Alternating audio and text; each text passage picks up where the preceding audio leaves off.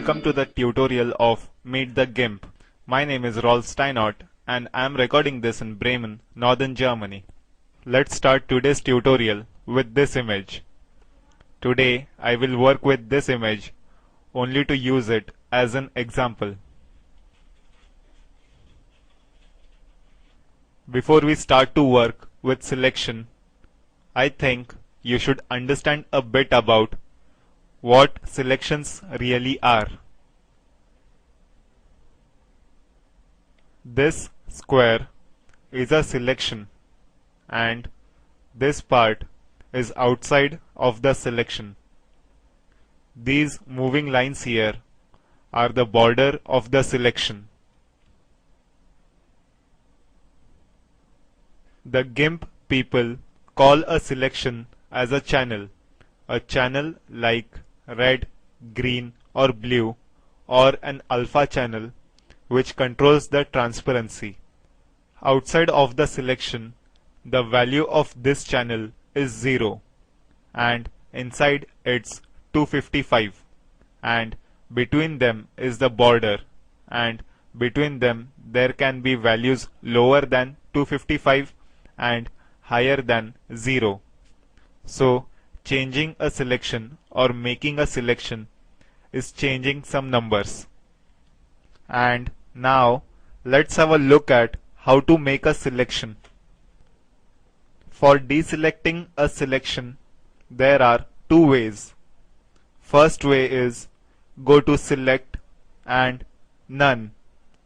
You can also use the key combination of Shift Ctrl A and get rid of a selection.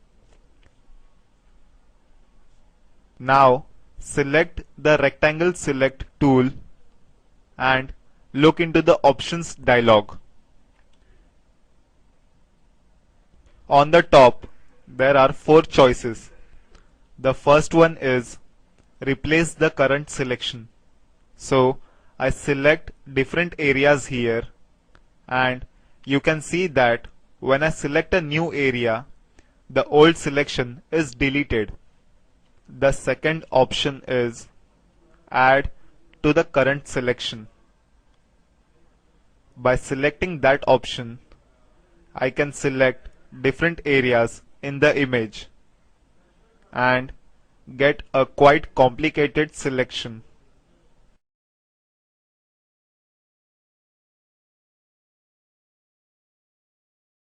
And if I go to my color tabs and just pull the color over to the selection, you can see all the selected areas are filled with that color, and the area which is selected and not connected is also filled. So adding something to a selection holds every selection as 1, even if there is no connection between the parts of the selection. It's a bit complicated. Press Ctrl Z to undo the filling and Shift Ctrl A to deselect everything, and back to my options dialog. Now select a square here and select Subtract from the current selection. I select this area, but nothing happens. But when I select this area, you can see that the edge is cut out. You can see that the frame of selection stays there, and when I move it, changes can be made. So the last selection you made can be changed until you click into another place to get a new selection. You can change your work all the time. Now the last option is intersect with the current selection. Let's try that. I select a rectangle here and the area outside it is not selected, and selections which were done before are deleted, and only selection in this rectangle is kept. I can also modify this rectangle until I have the area selected that I wanted.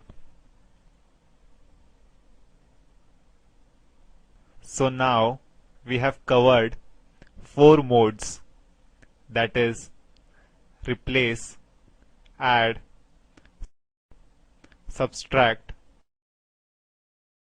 and intersect.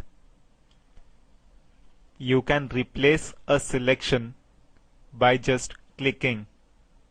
Adding can be done by click and shift. So let's try that.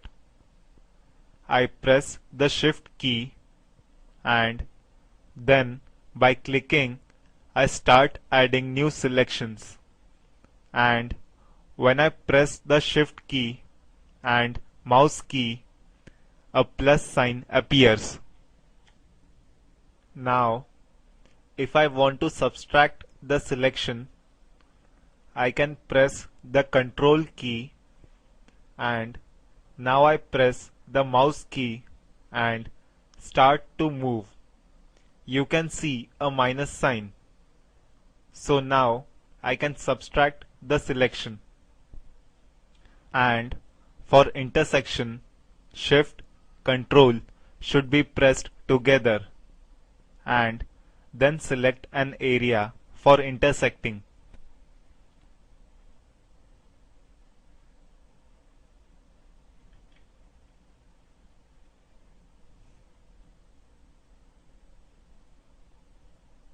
If you memorize these key combinations, you can select the area faster, and the same key are used by the other selection tool, so you will just have to learn them only once.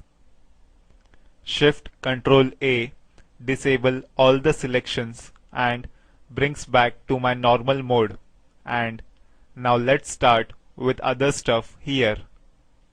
Next option is feather edges, and when I select it, you get another option here as radius count. So I increase it a bit and select an area. Now you can see here there is rounded corner. I don't want rounded corners here. Just to show you what has happened, I will fill this with black and I zoom into the image. You can see here is a black color in the middle and it fades out near the border, and these margin ends are running in between the real black and the original image. And here the value of selection is 128. So the half black color fades inside the selection and half outside. The margin ends is the only real border of your selection when you have a hard selection. Feather edges is a nice option to get smooth selections. With feather selection, you can get a less sharp scene, and it is easier that way. Technically minded people call feather selection as Gaussian blur, and the radius I selected here is the radius of the Gaussian blur. The next option is rounded corners. It's a rectangle with rounded corner, and you can set the radius of the rounded corners. Here is the round part, and these margins are the straight parts. Here is the next option, Anti-Aliasing. This option sets the corner painting. I just fill this selection with black. And now I go back to my selection tool and I deselect Anti-Aliasing and make another selection and fill this also with black. So select the zoom tool and deselect all selections with Shift Ctrl A and zoom into this area. And here the edge is without anti-aliasing and it is either filled with black or not filled with black. And here you can see the stair of grays. Here you can see the smooth corner without jaggies, and that's called anti-aliasing. This selection does not have a rounded corner, but it's series of steps. And when I go back to 100% zoom, I can see here are jaggies and it's not smooth, but here it is smooth corners, and you can easily try it for yourself. So if you want to have smooth corners, then select anti-aliasing, and if you want to have these gray tones in here, then deselect that option. So I select that option, and there is a sub option called Expand from Center. I select it and start working with it. So I place a point here and I start pulling my selection from here. You can see it grows from that point, and this point is always in the middle of the selection. When I deselect that option, I can pull selection here, and the position of the corner changes according to my selection. There is a key code for this. When I click at this point and press Ctrl, I have a selection from center, and the selection expands from center. And when I release the Control key, the selection vanishes. When I press the Control key before I press the mouse button, I can subtract a selection.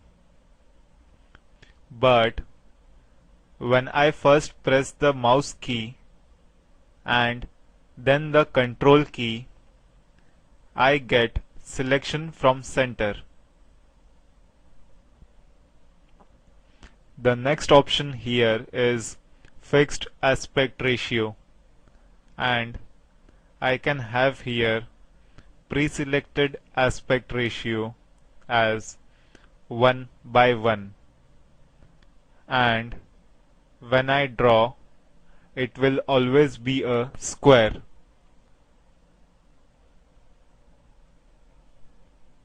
I can select here 2:3, and I always get a selection in 2:3 ratio, and switching to 3:2 gives me a selection in landscape mode.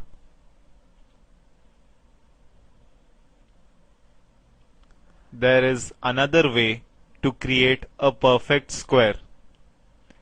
I start the selection at this point and pull, and then press Shift. Now the fixed aspect ratio is selected with pre-selected value here, and this is a fast way, so I can select areas with aspect ratios that I want, and by just pressing Shift. The next option is highlight, and when I use that, the area that is not selected is gray, and all the area that is selected is white, and this concerns only the current selection. So let's deselect it and look at other options. Here you can set these values by hand, and if you click on Fix here, then I can't change the size of the selection. But if I want to have width 2 pixels less and height 1 pixel more, so it fine-tunes the selection. I can move the selection a little bit to the right by increasing the value of X, which is the point of origin, and when I click on Fix, I can move the whole selection. So the X and Y value is the point of origin of the left top point, and with Fix button I can block the movement. The next option is the guides. I can select a center line which shows me where the middle point of the selection is. I can have the rule of thirds, which is used for the graphic work, or I can have the golden selection, which is similar to the rule of thirds.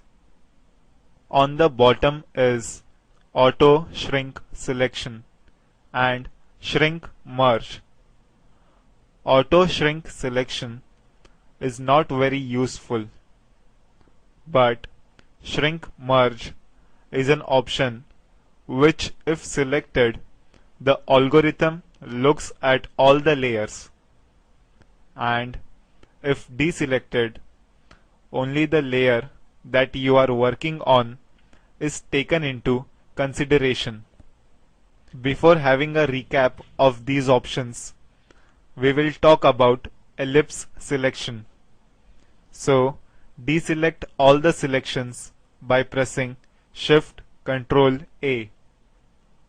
On the top, you get the same options like replace current selection, add to the selection with Shift key before clicking, and subtract with Control key before clicking, and intersect with Shift and Control key before clicking. Anti-aliasing is again for smooth edges. It is more important with ellipse than with rectangles because ellipse are always round. Feather edges, the same option as in rectangle. When I fill it with black, you can see a smooth gradient between black and white, and these margin ends are in between black and white. Expand from center also works the same with the Control key after clicking the mouse button. Fixed aspect ratio is also the same. After clicking the mouse button, you get a perfect circle with aspect ratio 1 by 1. Now let's come to the last tool I want to show you for today, and that's the free select tool. When I select that tool, I see the same options here, and also the keys work the same for add, replace, subtract, and intersect. It has only two further options, that is anti-aliasing and feather edges with same functions. Here I get the radius of the circle and I deselect it now. I select this lower part of the leaf to show you as example, and I click into the image where I want to start the selection and draw a line and follow the border of the leaf.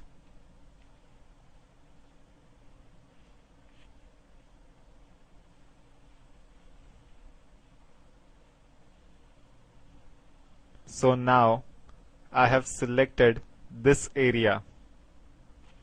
I zoom into the image to do fine tuning, and in my selection dialog I select add to the current selection and start adjusting the selection.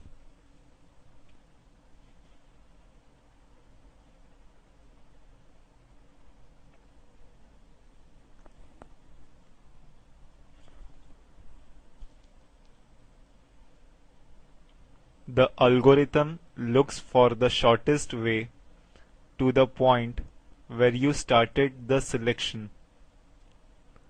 For making the selection easy, I can use a quick mask.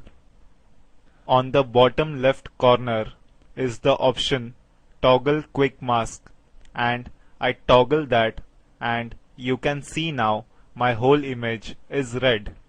It is a bit confusing option because the area which I have selected and the area which is not selected is shown in red. So I go to the toggle and right clicking on it gives me configure, color and opacity, and here I can set a color, so I set it to blue. Now the area which is selected is red and all the area is blue. And now I select a pen and start painting the selected area.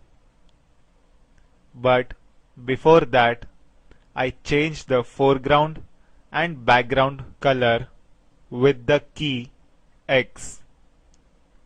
And now I start to paint.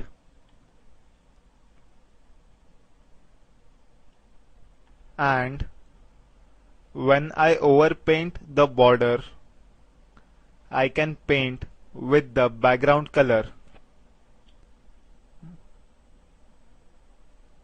For painting, I should select the right size of the brush.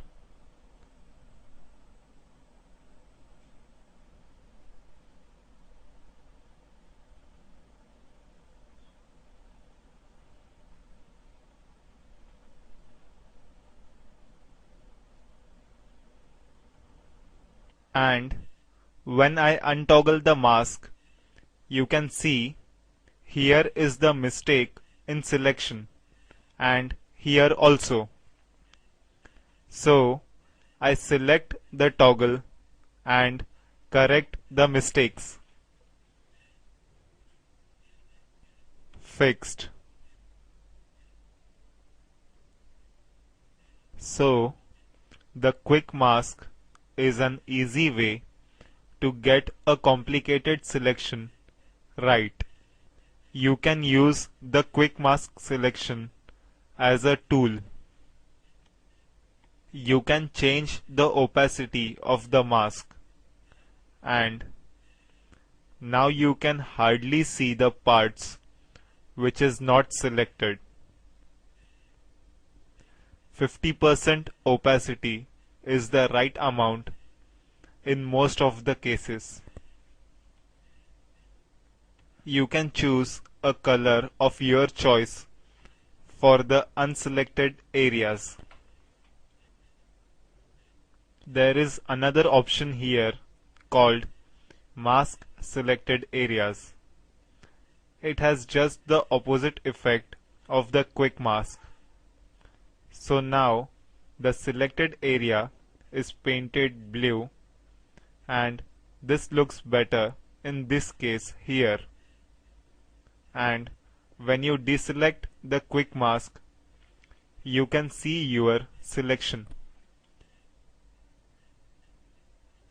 So now let's pretend that I have made a perfect selection here, and I want to save the selection for the next time to work and don't want to lose it.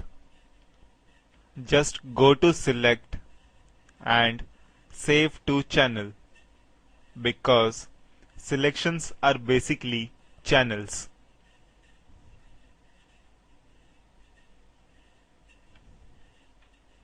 I save it as mask 1 and it will be stored with the XCF file.